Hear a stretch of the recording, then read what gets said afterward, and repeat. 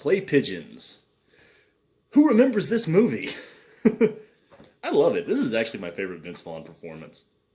Moon over Montana. Sometimes you meet a man. I'm Lester Long. Lester, good to meet you. Lester the molester. And you know right away he's bigger than life. Alright, so Clay Pigeons was the first collaboration of Vince Vaughn and David Dobkins. David Dobkins is famous because he directed Wedding Crashers, which is arguably the most popular comedy of the 2000s. I believe it was maybe the highest grossing R-rated comedy of the 2000s, except maybe 21 Jump Street made more money than that. But also 21 Jump Street might have come after the 2000s, might have been the 2000 teens. I don't remember. But regardless, Wedding Crashers was a massive cultural phenomenon. It was a huge hit. You know, it propelled Vince Vaughn and Owen Wilson to the absolute top of the A-list, which both of them kind of squandered, to be perfectly honest. I mean, neither one of them really did a lot of great movies after Wedding Crashers. Now, Vince Vaughn is getting a bit back, bouncing back a little bit lately with some really good kind of weird independent stuff, some supporting roles. Owen Wilson seems to be retired. I don't ever hear much about him or see him in anything. But before they did Wedding Crashers together, Vince Vaughn and David Dobkins, they did Clay Pigeons. Clay Pigeons, which came out in 1998. Now, there's a few weird things about Clay Pigeons right off the bat. First, hell, I don't even know where to start. First, the title. What is Clay Pigeons? That's honestly a really bad title. So, Clay Pigeons is actually a reference to what we in the South call skeet shooting. But this movie takes place in the Midwest, so maybe they apparently call it shooting clay pigeons, which is just propelled clay plates that you shoot and, you know, for target practice. So that's what the title refers to, which would maybe make sense if they had done that at all in any point in this movie, but they don't. So there is a target practicing scene at the beginning of the movie, which maybe in the script they were supposed to be shooting clay pigeons, but for some reason they're not. Instead, they're just shooting beer bottles on strings. So yeah, the title makes no sense. Now, the lead character, played by Joaquin Phoenix, is named Clay, but he's not a bird. His last name isn't Pigeon. So yeah, title's weird. Second weird thing about this movie.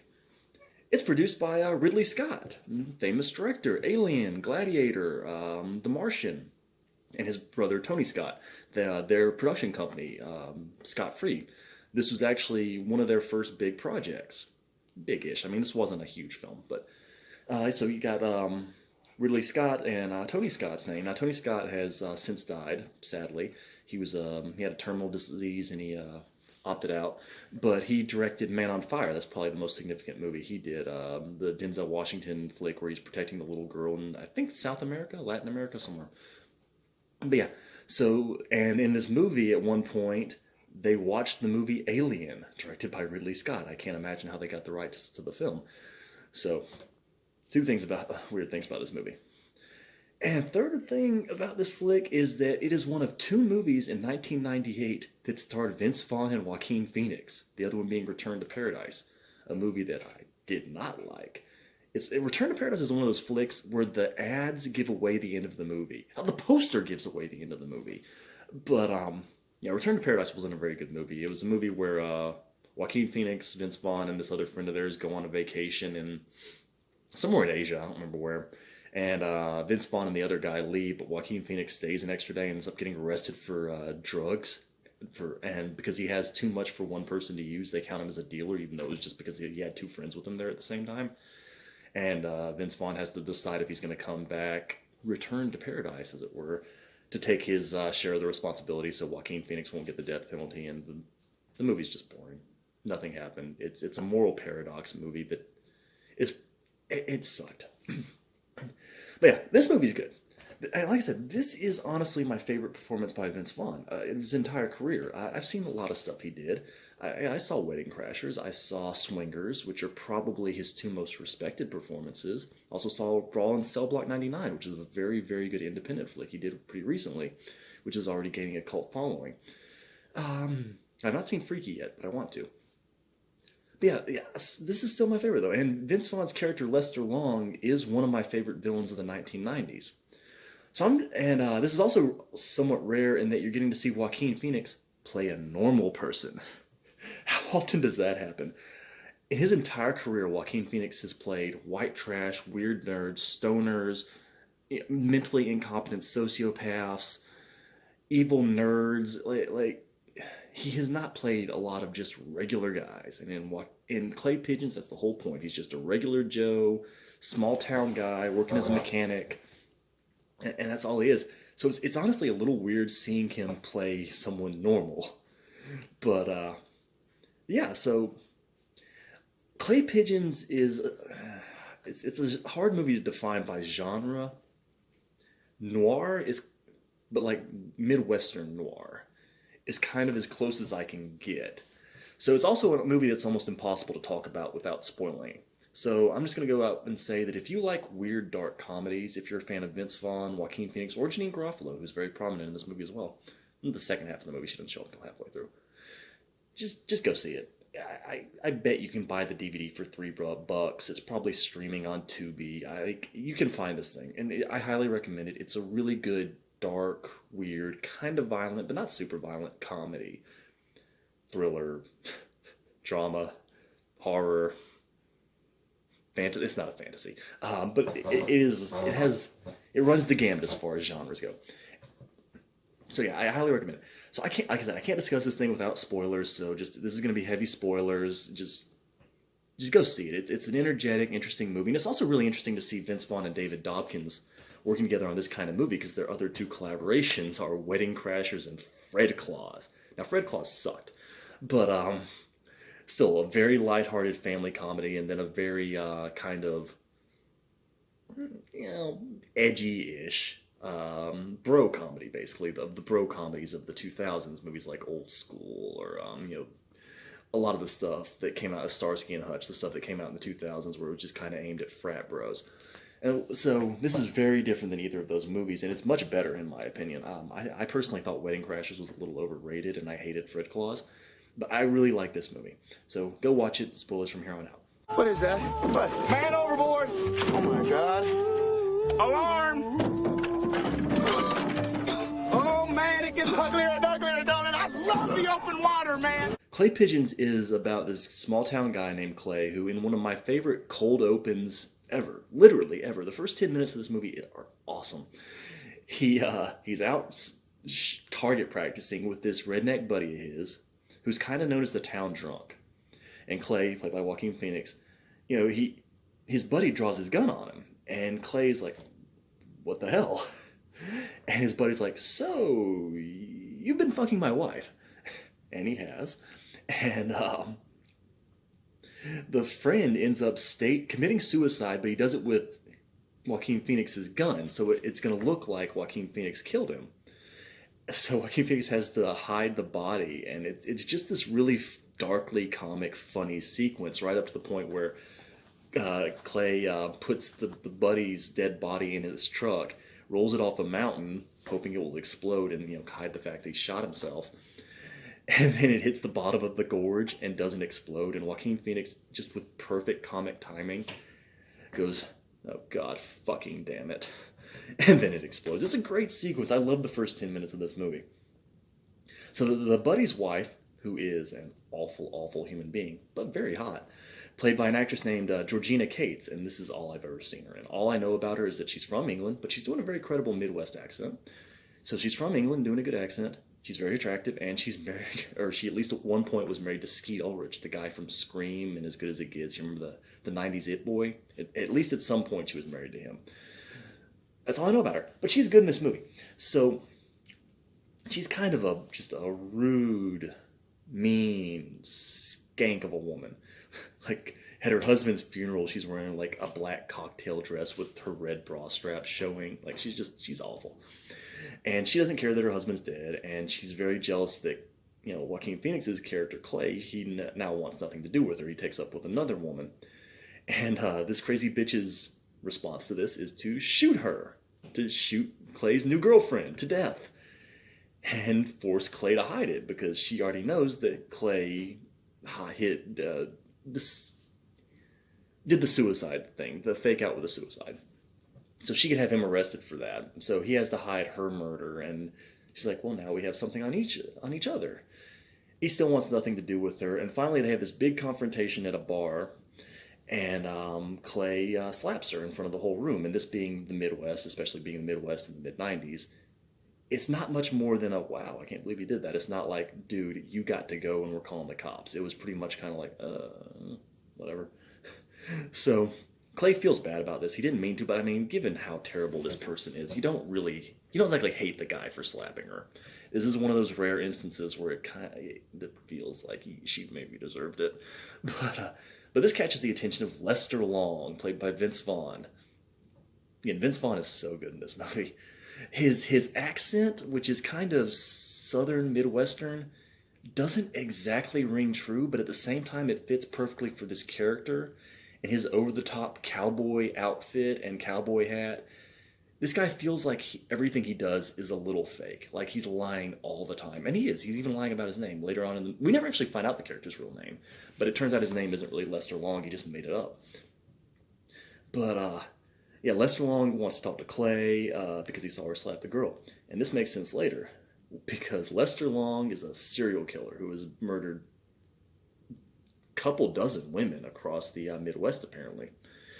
And the unfortunate thing for Clay is that he has now dumped a girl. Remember, Clay's girlfriend was murdered by Georgina Cates.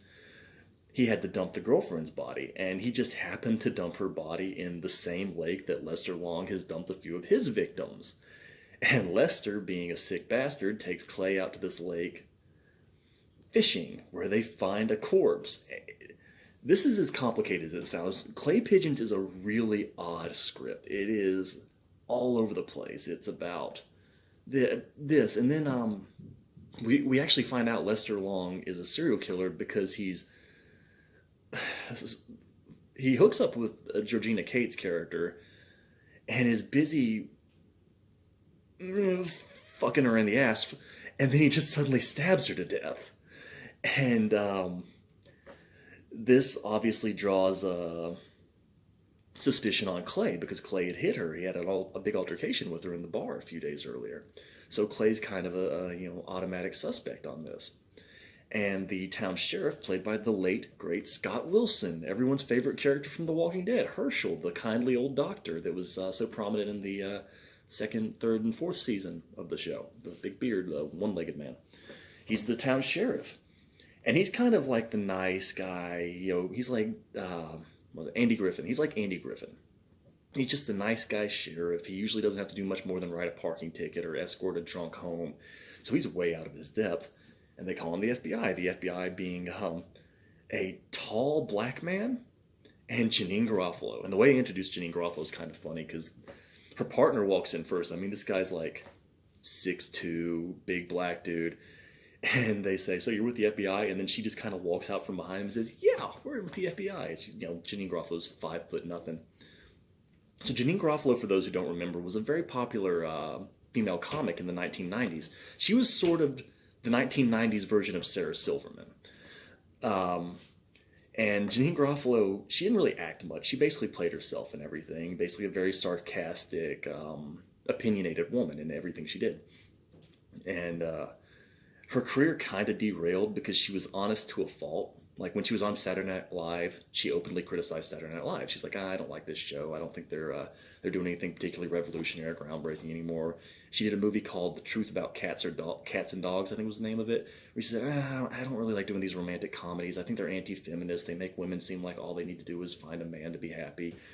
And supposedly she even only did this movie because she thought that it was important the movie have a strong female character in it to offset the fact that it's about a man who, is murdering women. It's about a serial killer who targets women.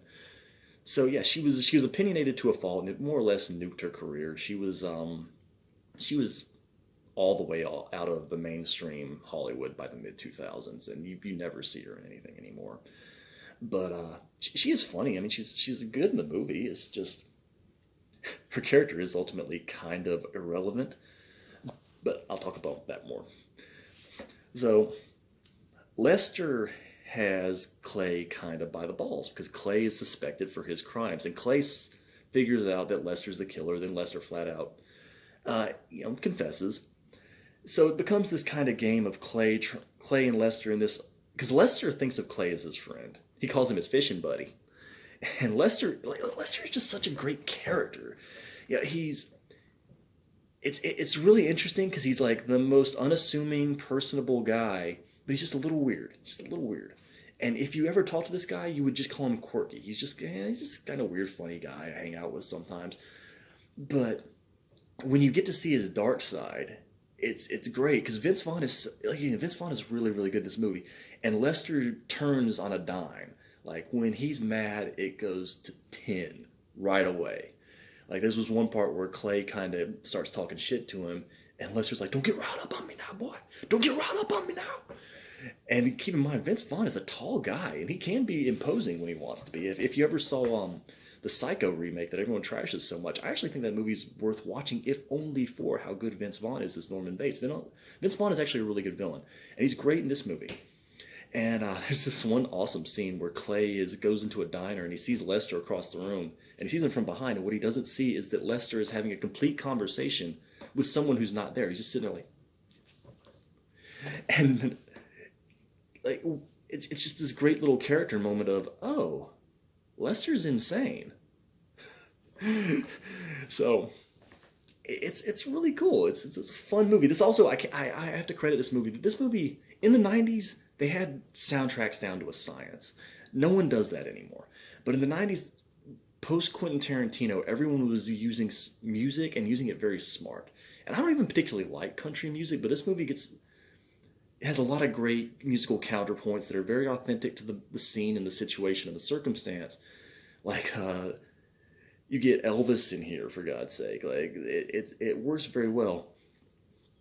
So speaking of the soundtrack, this movie has a title track, the Ballad of Lester Long, Clay Pigeons, and I have the soundtrack to this movie because I do. It does have a few tracks on it I actually really like, and the Ballad of Lester Long actually explains the damn title because the movie doesn't, where it essentially says that killing people for Lester is no different than shooting clay pigeons. So, title explained. But yeah, like I said, I would still say this is my favorite Vince Vaughn performance, and after more than 2 decades, this is still my favorite one. Now the movie's flawed. Like I said, it spends a lot of time with the Georgina Cates character, the dead best friend's widow. For her to ultimately, it almost feels like that all her role should have been condensed down to about 2 scenes. She didn't need to be in the movie as much as she is. Now I like the actress and I like the performance, but just it doesn't need to be there. We don't need as much time with her as we get. And it would have been nice to see a little bit more with Lester Long and Janeane Garofalo, because ultimately she doesn't impact the plot very much at all. Really, this all could have pretty much been down to the sheriff, and that might have worked better because Scott Wilson his character has a relationship with Joaquin Phoenix's character Clay. They've known each other clearly for years. This is a very small town. I believe, I think Clay's gas station, the one he works at, is actually right across from the sheriff's office, but I'm not positive of that. But that would have been, better. Kind of like, I can't believe you would do this. How could you betray me? You get a little bit of that in the movie, but not much, because it keeps cutting away to Janeane Garofalo to the extent where I feel like she either needed to be in the movie more or less. And speaking to that, the movie's climax is weak. Now, that's the worst part of this movie, is that Clay and Lester have their big confrontation on a pier, and it's this great moment, but then it just stops. It stops cold. All that happens is Lester convinces Clay to let him go, basically. Or you could also argue Lester convinces Clay not to make him kill him, because Lester would have just probably stabbed Clay to death. But, they kind of just say truce. And Janeane and Lester gets away, but then he kind of reaches out to Clay one last time. And this is the end of the movie, so don't scream at me. I said spoilers. But Lester meets with Clay. They talk a little bit. Lester has some more great dialogue. What does he say to Clay? Well, I'll tell you where it went south between us. Lack of communication. Not the fact that you're a serial killer who murdered a bunch of women. Just you weren't upfront enough about it is all. It's funny.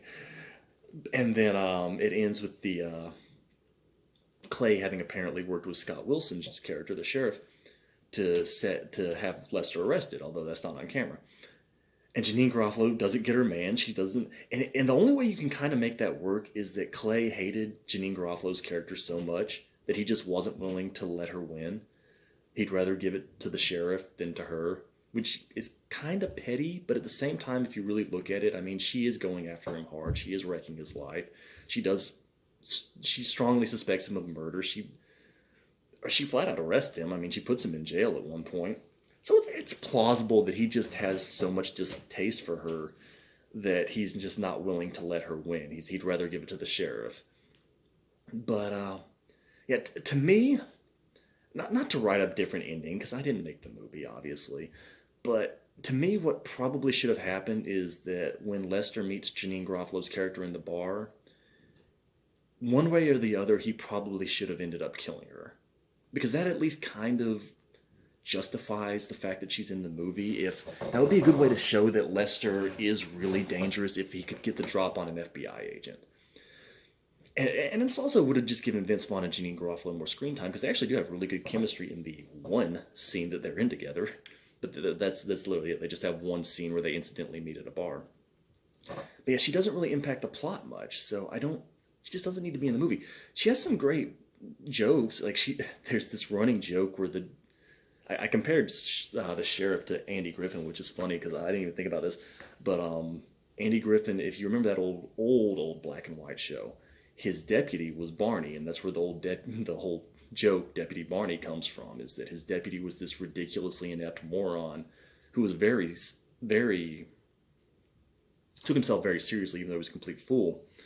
And in this movie, Scott Wilson's character, the sheriff's deputy, is actually named Barney, and he's played by an actor I like called Vince Vaughn. Now, I haven't seen him very much. He was in American Werewolf in Paris and that movie Rat Race.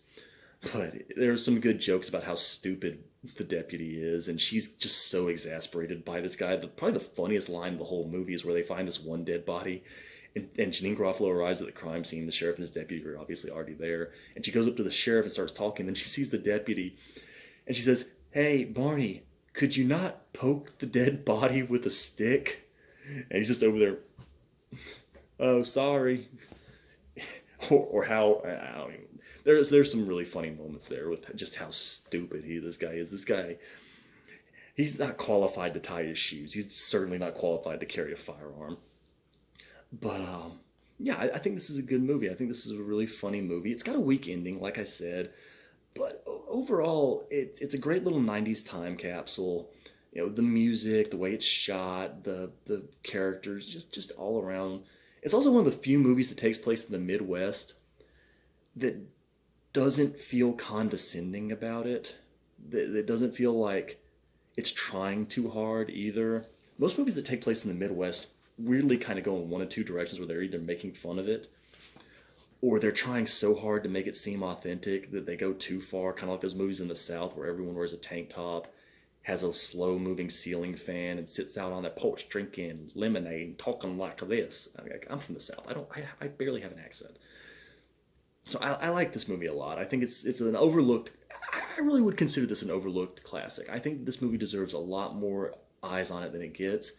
Now, will Vince Vaughn and Dave Dobkins work again? Well, supposedly we're getting a Wedding Crashers 2. God help us, because there's no way that's going to be good. 15 years later, what is that even going to be about?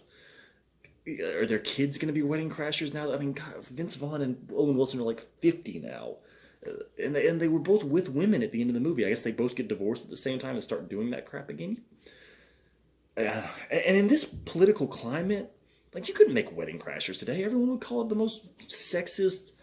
They would call Vince Vaughn and Owen Wilson sexual predators if you make that movie today. How do you make... They're just about going to have to gender swap it and make it about women. I don't know. But watch Clay Pigeons, and probably don't watch Wedding Crashers 2 if that comes out. I don't know. Maybe it'll be great.